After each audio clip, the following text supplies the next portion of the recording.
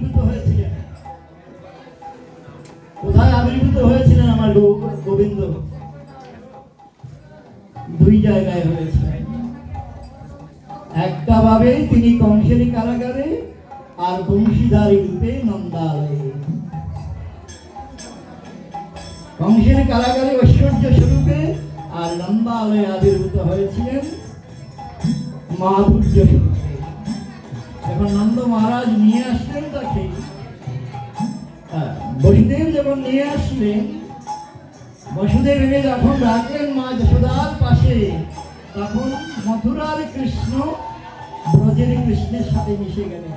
এক তত্ত্ব, এক তত্ত্ব। কেন দুই জায়গায় আসলেন? দুইজনকেই কথা দিয়েছিলেন। পূর্বজন্মে দেবকীকে যেমন কথা দিয়েছিলেন, মা যশোদা পিতা নন্দকেও কথা দিয়েছিলেন, আমি তোমার সন্তান হব। ভগবান বলছেন, ভগবানকে তারা সন্তান রূপে পাবেন বলে প্রার্থনা করেছিলেন। আর ভগবান বলছেন, ভগবান আমার মতো তো আর কেউ নাই, তাহলে আমি তোমার সন্তান হব। দুই জায়গায় কেমন করে আবির্ভূত হয়েছিলেন? চতুর্ভুজ রূপ ধরি আবির্ভূত হলেন হরি। চতুর্ভুজ রূপ ধরি আবির্ভূত হলেন হরি। চতুর্ভুজ রূপ ধরি আবির্ভূত হলেন হরি। চতুর্ভুজ রূপ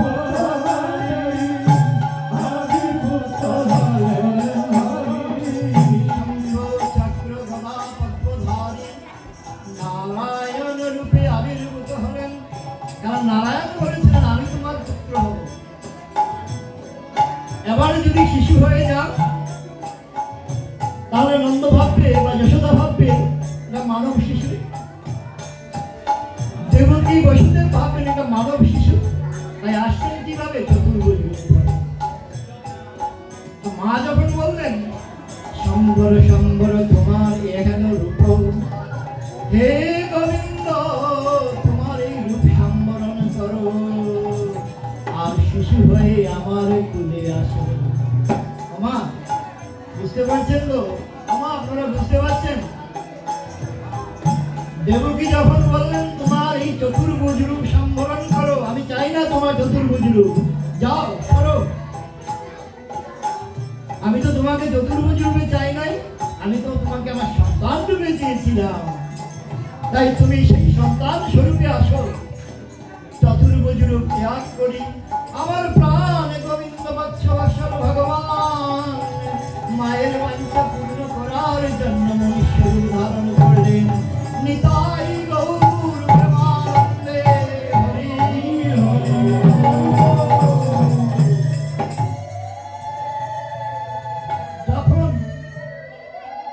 যখন কৃষ্ণ জন্ম নিলা দৈবকী রূপ ধরে,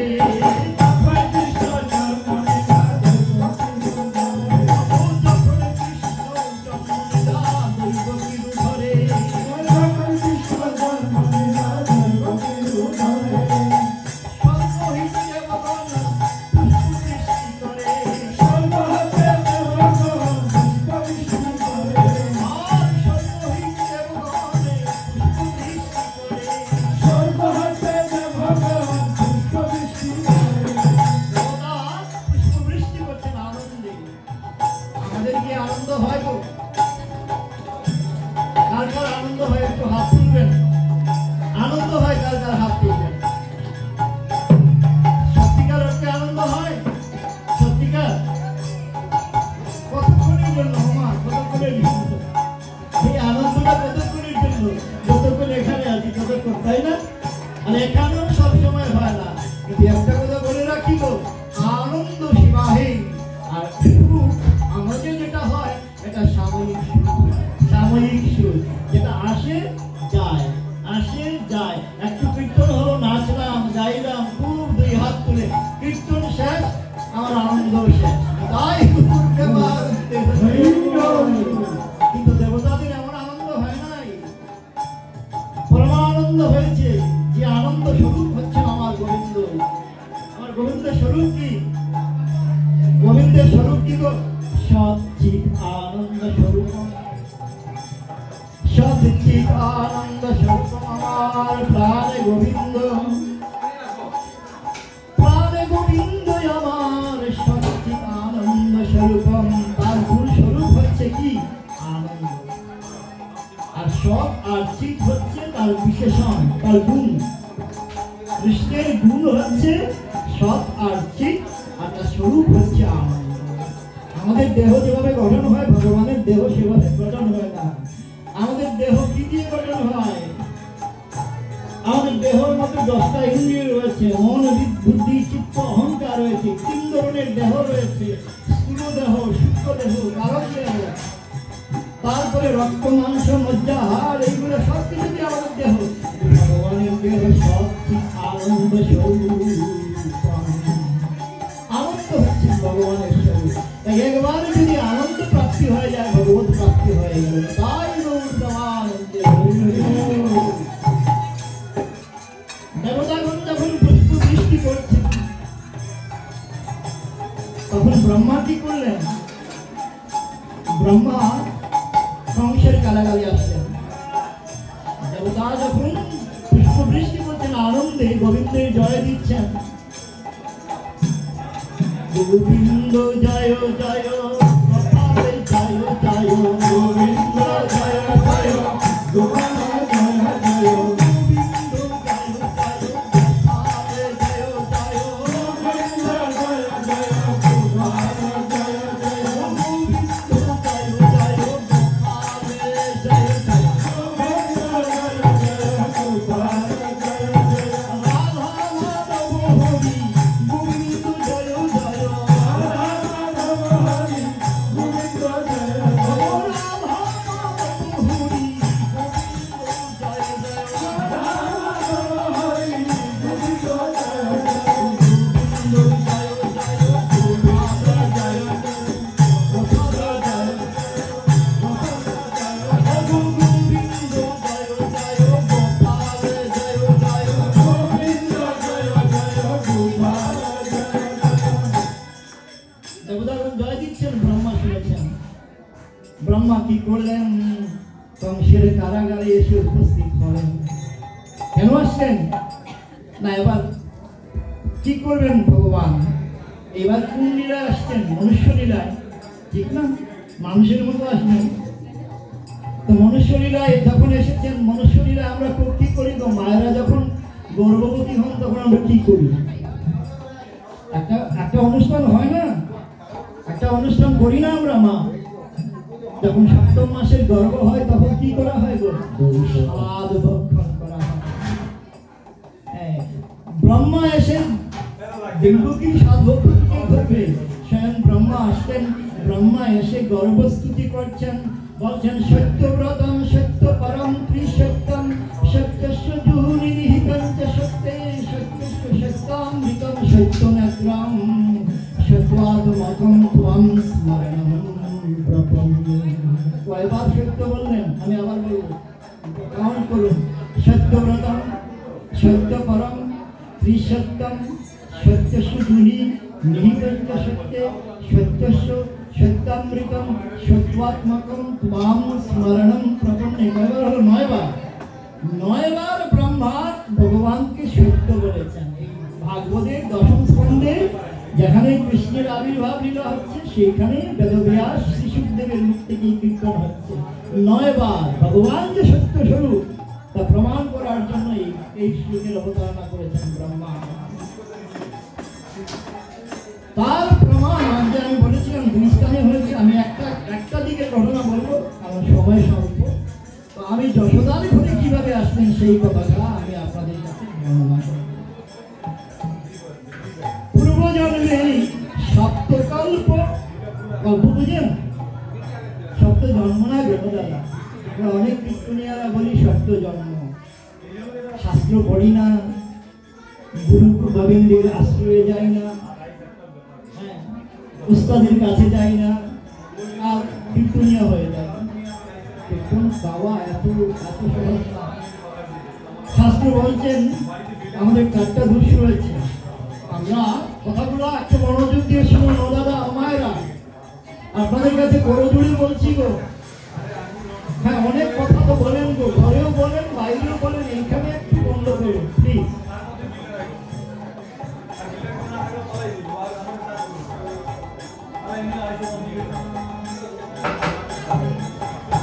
বলছেন সত্য কল্প, এক কল্পে ব্রহ্মার এক দিন আর এক কল্পে ব্রহ্মার এক রাত। হিসাব যদি করেন মাথা ঘুরে যাবে, আপনাদের মাথা চক্কর দিয়ে দিবে। ব্রহ্মার একদিনে কত বছর হয়? চতুর্যুগ। চতুর্যুগকে 71 বার মাল্টিপ্লাই করলে চতুর্যুগ কয়টা? সত্য ত্রেতা দ্বাপরের যে পরমায়ু, কলির পরমায়ু হচ্ছে 4,32,000।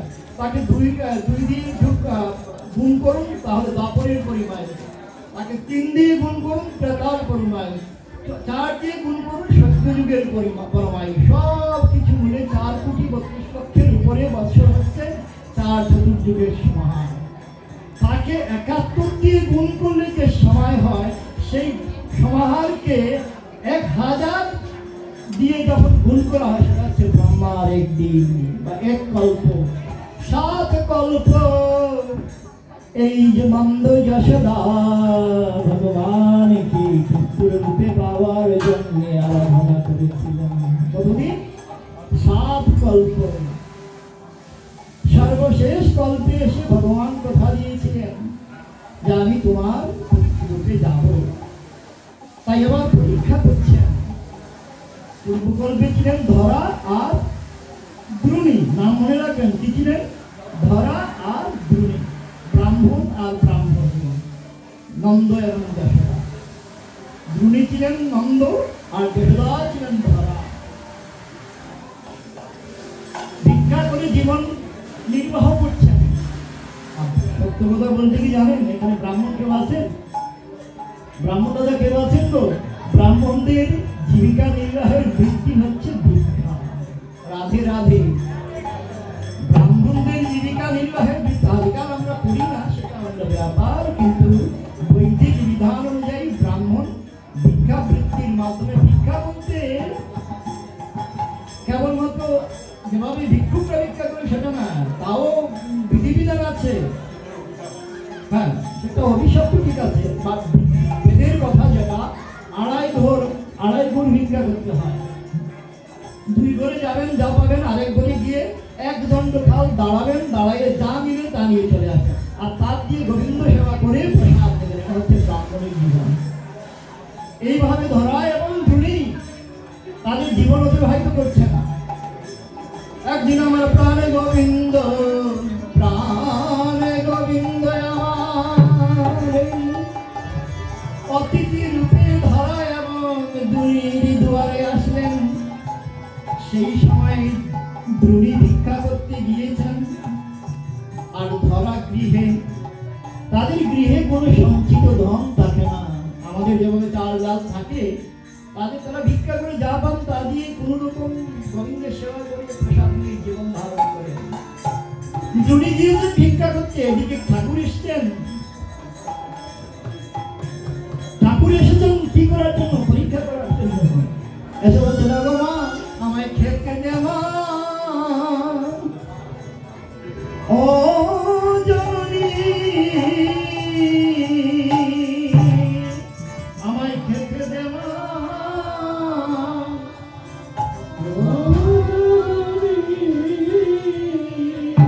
মা আমায় খেতে দাও। ধরা অতিথিকে দেখেছেন। আচ্ছা, অতিথি কে গো? না না না, অতিথি আপনার আমার দুয়ারে যারা আসেন তাদের মধ্যে অতিথি কে? নারায়ণ তো ঠিকই আছে, বা অতিথি বলে কাকে আমরা গণ্য করব? কাকে? যিনি, ও শব্দটা হচ্ছে নেগেটিভ, না বাচক, তিথি। অন্য তিথিতে যিনি কোনদিন আসেন নাই আমার দুয়ারে, তিনি অতিথি। আর আমার চেনা পরিচয় যদি কেউ আসে, তাকে আত্মীয় বলা হয়, তিনি অতিথি না। আমরা গুরুদের গুরুমান পাঠ করে দিই, আমরা বলি অতিথি আসছে, অতিথি আসছে। যাকে জানি যাকে শুনি যে অতিথি হতেই পারে না, আত্মীয় হতে পারে। তো এবার অতিথি দেখেছেন দুয়ারে, কোনোদিন দেখে নাই এমন সুন্দর বালক। বালক বেশি এসেছেন আমার প্রাণ গোবিন্দ, বলছেন মায় আমায় কিছু খেতে দাও মা। ধরা বলছে না গো অতিথি রূপী নারায়ণ, আপনি একটু বিশ্রাম করুন, আমার স্বামী ভিক্ষা করতে গিয়েছে, ভিক্ষা থেকে আসলে আমরা গোবিন্দ সেবা করে আপনাকে প্রসাদ দেব। অতিথি রূপী গোবিন্দ বলছেন তাই হোক মা, আমি বসলাম। দুনি গিয়েছেন ভিক্ষা করতে। একটা কথা বলে রাখি গো মা, বাবাদেরকেও বলে রাখছি, যদি দুয়ারে অতিথি দেখেন কখনো ফিরাবেন না। আপনার কিছু যদি নাও থাকে দিতে, মিষ্টি কথা বলে এক গ্লাস জল নিবেদন করবেন। আর চৈতন্য মহাপ্রভু কি বলছেন জানেন?